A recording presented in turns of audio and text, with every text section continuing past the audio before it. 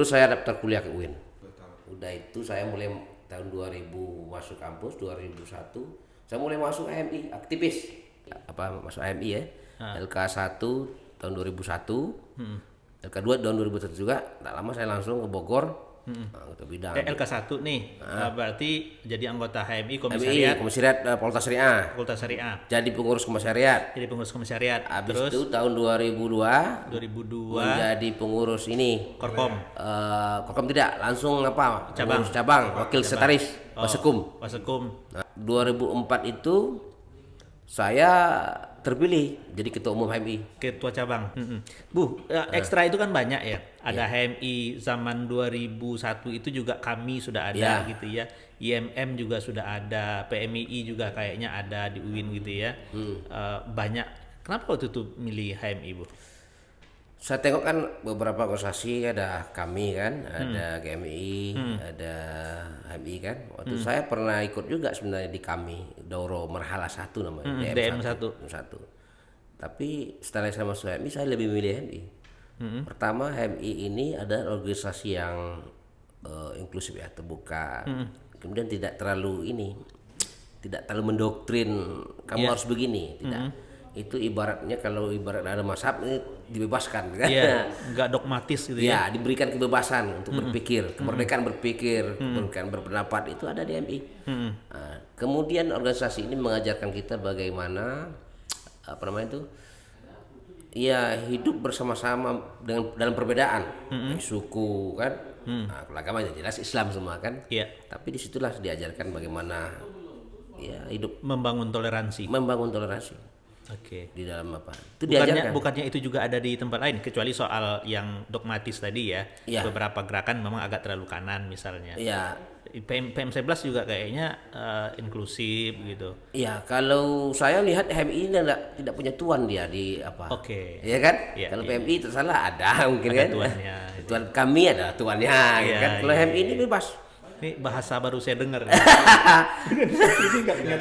tidak bertuan. Tapi benar gitu. Rasanya memang Karena ada HMI tuannya. independen, organisasi yang bersifat independen, ya kan? Independen secara organisatoris, independen secara etis. Secara organisatoris ini tidak berinduk kepada partai politik, secara etis dan berpihak kepada nilai kebenaran. Berarti kalau 2001, 2000 masuk kuliah, itu kan udah keluar dari isu melawan Orde Baru gitu ya. Orde Baru kan 97 98 gitu. 2001 lulus 2004 Bu ya? Iya, 2005 saya lulus. Lulus 2005. Di dunia pergerakan waktu itu di Riau ini yang jadi isu utama waktu Abu masuk organisasi itu apa Bu? Apa yang diperjuangkan? Ya, jadi waktu saya masuk kuliah itu masih gejolak reformasi itu masih terasa kan. Gerakan tahun 2000 kan. Masih terasa karena 99 2000 kan. Jadi semangat kawan-kawan mahasiswa waktu itu memang luar biasa. Perjuangan persoalan bagi hasil minyak Riau, ya kan. Otonomi daerah. Bahkan persoalan persoalan minyak kan, persoalan bagi hasil. Kenapa Riau hari ini tetap miskin? Kenapa ini minyak banyak kita kaya gitu kan? Itu kritis. Kawan-kawan mahasiswa itu sangat kritis. Di mana peran Abu waktu itu? Waktu saya masuk kuliah itu saya ikut orasi aja, belum menjadi pimpin pentolan gerakan mahasiswa kan. Sejak pesantren sebenarnya saya sudah aktif organisasi kan. Saya pernah menjadi ketua Persatuan Santri Darul Nahdlatul Jembatan Kampar. Habis itu pernah kami mendirikan organisasi namanya Porkom Jari Kampar, Forum Komunikasi Pelajar Islam Kabupaten Kampar. Habis itu memang dari kecil saya suka organisasi. Mungkin karena kondisi ya Bang Gusti ya. Kita dari keluarga yang susah gitu kan. Idiom kiri itu ada yang bunyinya kurang lebih begini. Perut lapar itu jalan untuk tumbuhnya revolusi gitu. Semangat kita harus berjuang gitu kan. Melihat ketidakadilan begini akhirnya muncul. Itulah semangat organisasi gitu kan. Pasca kuliah HMI setelah kuliah akhirnya terjun jadi jurnalis. Saya mau jadi wartawan di Riau Tribun. Nah, kehidupan politik Abu gimana nih? Politik ya? Iya. Tahun 2006 saya diajak masuk Golkar.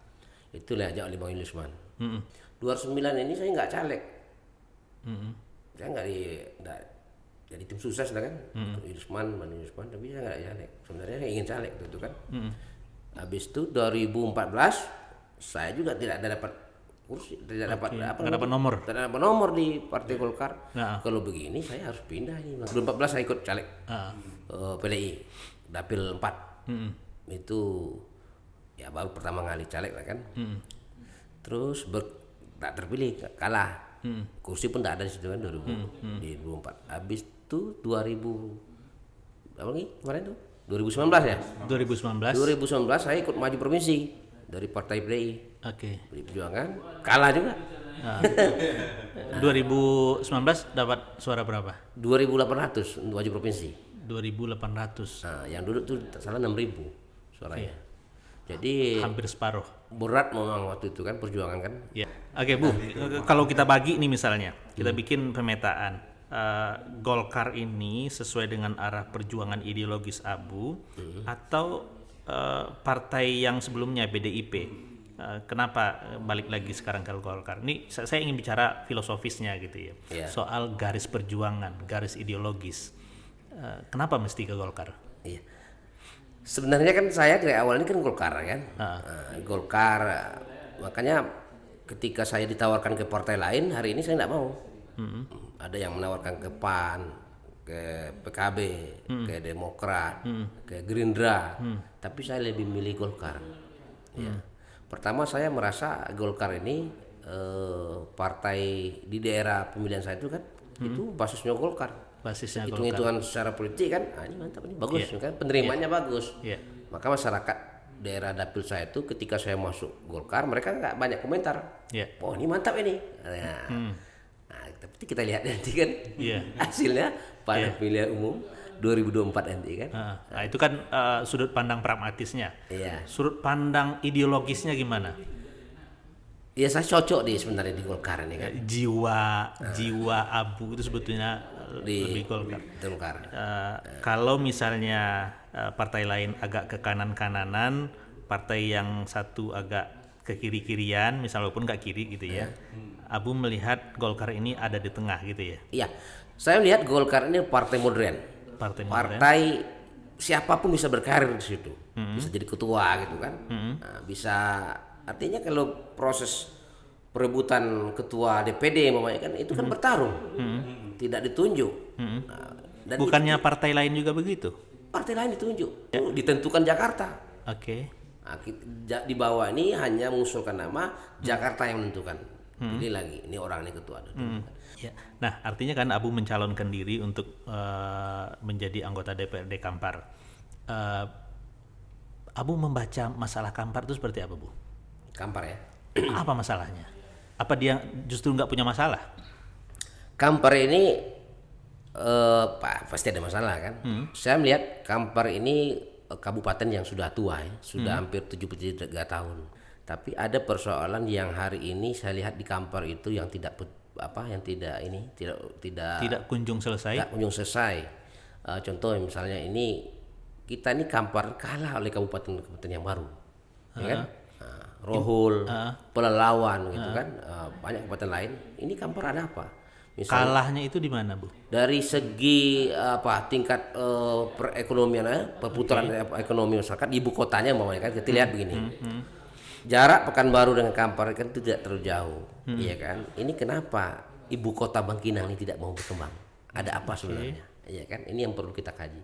Mau jadi apa? Mau kita jadikan apa Bangkinang nih? Kota pendidikan kah? Atau kota bisnis kah? Atau kota apa? Di benak mereka ini kan, kalau kita Bangkinang kan Bukit Tinggi ini kota wisata gitu kan. Bangkinang mau apa? Tapi Bangkinang itu kan kota serba tanggung, Bu.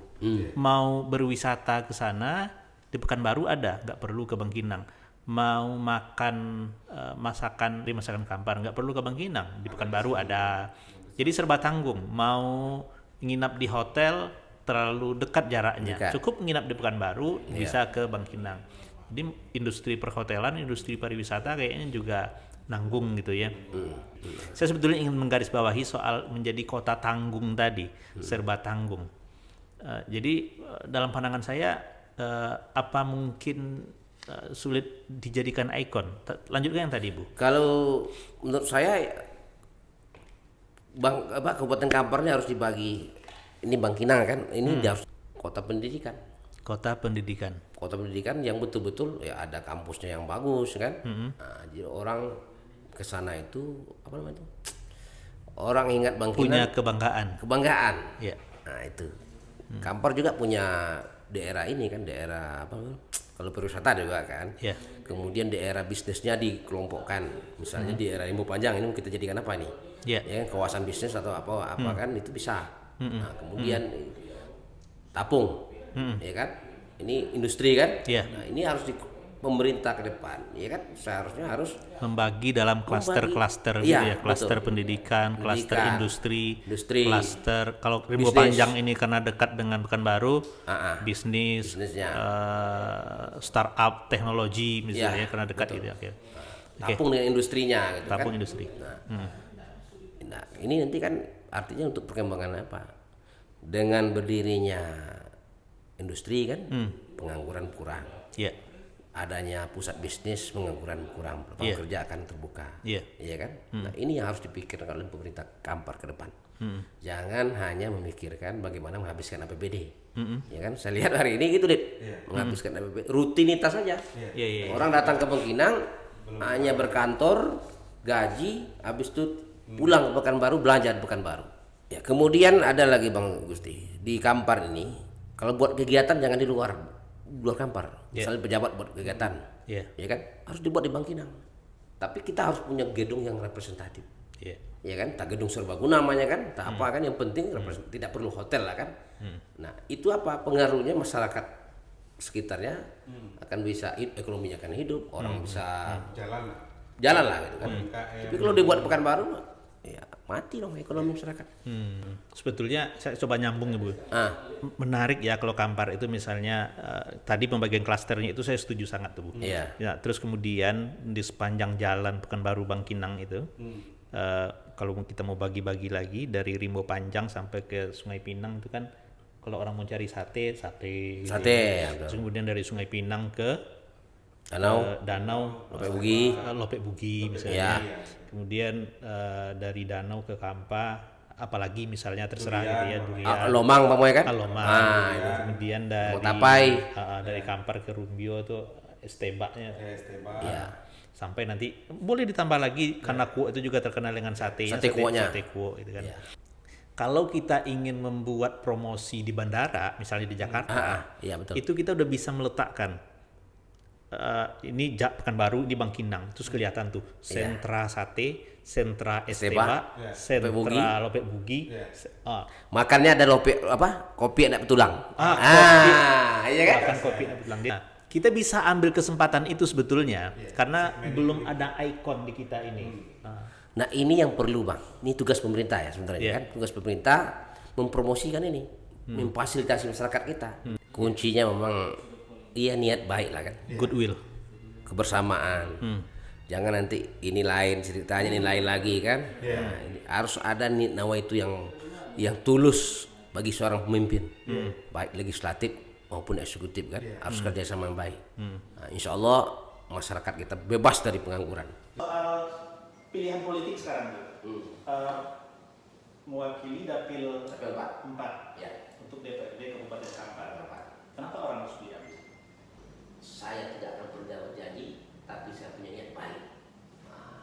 Saya tidak akan pernah janji mulut sama masyarakat. Tawarkan program dan konsep kita. Konsep kita Apa itu? konsepnya pertama itu memperjuangkan aspirasi masyarakat. Semuanya sama. Ya, ada hal yang saya tawarkan itu umpamanya begini, pembinaan kelompok-kelompok yang berkelanjutan. Kemudian persoalan kemiskinan, iya kan? Kita negeri Sarawak Mekah mengaji terus, ceramah masjid, apa itu lagi kezibuddin, pasal lagi yatim. Tapi kita tidak pernah dulu dengan tetangga kita. Tidak beriman seorang kamu sebelum dia mencintai saudaranya, tangganya kan seperti mencintai diri sendiri. Berarti Pak kamu suatu nomor 1. Bukan. Jadi apa menurut Abu calon lain nggak punya itu? saya kira punya, ya kan? Pasti setiap orang punya visi dan misi kan, punya misi, punya ini apa. Tapi sebagian besar Bu, teman-teman yang mencalonkan itu tidak lahir dari rahim aktivis. sebagian besar ya, kita bisa cek sebetulnya itu paling 20-30% itu yang dari aktivis gitu. Advantage-nya teman-teman aktivis ini apa selain dibandingkan dengan teman-teman tadi yang non aktivis itu? Ya. Apa sih kelebihannya? Pertama kita aktivis ini kan harus berani bersuara kita kan. Terima kasih Abu Nazar, caleg dapil 4 dari Partai Golkar untuk DPRD Kabupaten Kampar. Assalamualaikum warahmatullahi wabarakatuh.